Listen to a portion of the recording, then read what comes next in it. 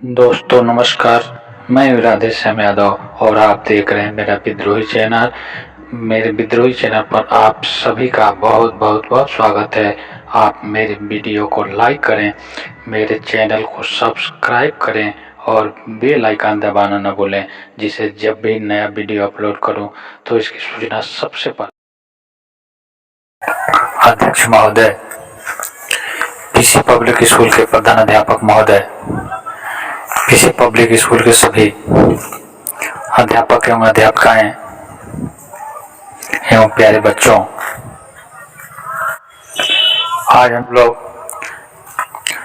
उस महापुरुष के जन्मदिन पर इकट्ठे हुए हैं जिसकी जयंती राष्ट्रीय एकता दिवस के रूप में मनाई जाती है और जिस महापुरुष ने स्वतंत्रता संग्राम के लड़ाई से लेकर के भारत के एकीकरण में अपनी महत्वपूर्ण भूमिका निभाई थी। ये अपने संकल्प के इतने दृढ़ थे कि अपने संकल्प को पूरा करने के लिए कुछ भी करने को तैयार थे। इसीलिए इन्हें अपने दृढ़ संकल्पों के कारण लौह पुरुष की संज्ञा दी गई है। जब हमारा देश आजाद हुआ तो उस आजादी से पहले ही इस व्यक्ति ने भारत के एकीकरण का प्रयास शुरू कर दिया था और भारत के इतिहास में जब हमारा देश आजाद हुआ उस समय लगभग 565 देशी रियासतें थीं और इन रियासतों को भारत में मिलाना एक बहुत बड़ी चुनौती थी और इस चुनौती को स्वीकार करते हुए इनका एकीकरण करने का बीड़ा जो उठाया था उस महापुरुष का नाम सरदार वल्लभ भाई पटेल था।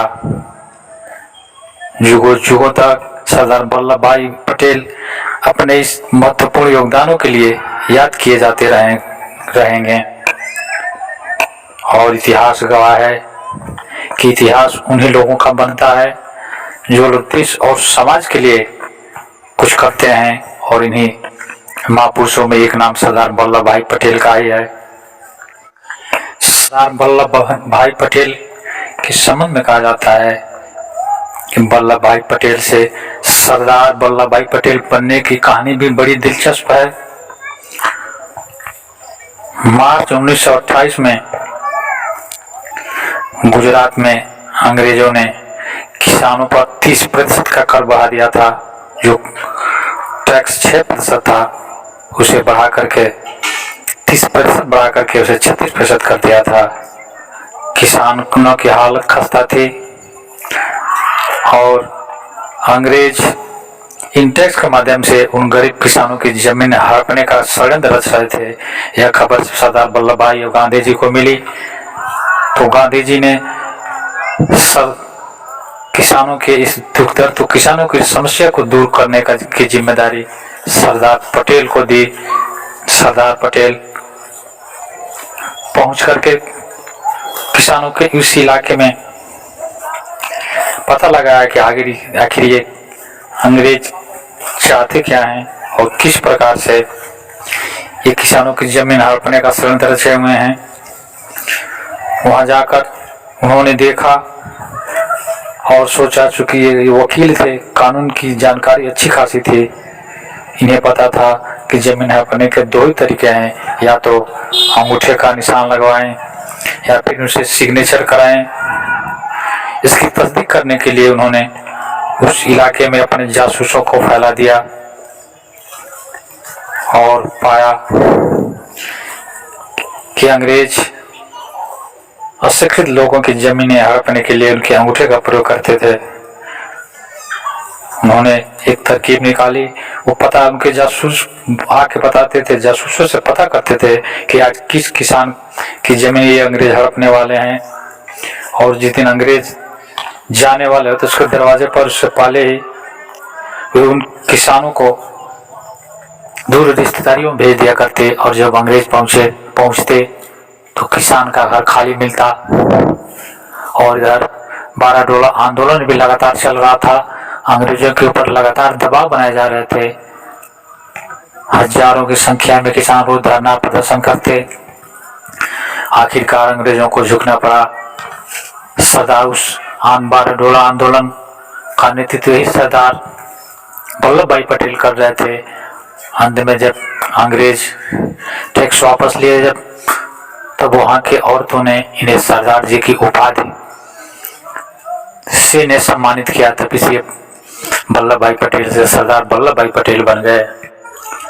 देश के एकीकरण के लिए सरदार वल्लभ भाई पटेल ने 565 रियासतों को मिलाने का पूरा प्रयास किया। 562 रियासतें तो मान गई, लेकिन 3 रियासतें ऐसी थी जो मानने के लिए तैयार न थी। इनमें एक था जूनागढ़, दूसरा जम्मू कश्मीर और तीसरा हैदराबाद।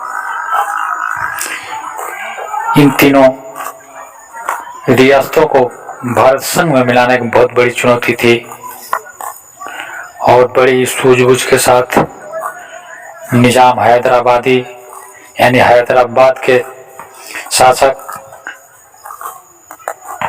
और जम्मू कश्मीर के शासक राजा हरि सिंह और जूनागढ़ के शासक को मिलाया।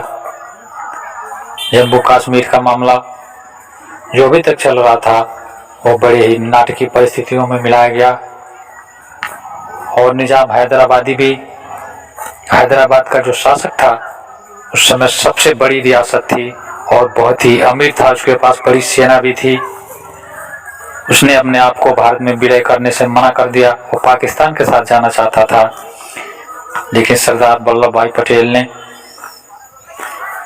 ऐसी दाव चली कि अपने सैनिकों को भेज करके उसे भारत संघ में विलय करने को विवश कर दिया। 5 दिनों तक युद्ध चला और 5 दिनों के युद्ध के बाद हैदराबाद के शासक को हथियार डालने पड़े और तब उसने अपना विलय स्वीकार किया। हरि सिंह के साथ भी ऐसे कुछ हुआ और बड़े ही विचित्र परिस्थितियों में जम्मू कश्मीर का विलय भारत में हुआ। इस संबंध में किसी दिन दूसरा वीडियो बनाएंगे वो, क्योंकि वीडियो बहुत लंबा हो जाएगा। अगर ये वीडियो पसंद आए तो इस वीडियो को लाइक करें, मेरे विद्रोही चैनल को सब्सक्राइब करें और ऐसे ही वीडियो देखने के लिए बने रहें आप मेरे विद्रोही चैनल पर। तब तक के लिए नमस्कार, जय हिंद, जय भारत, वंदे मातरम।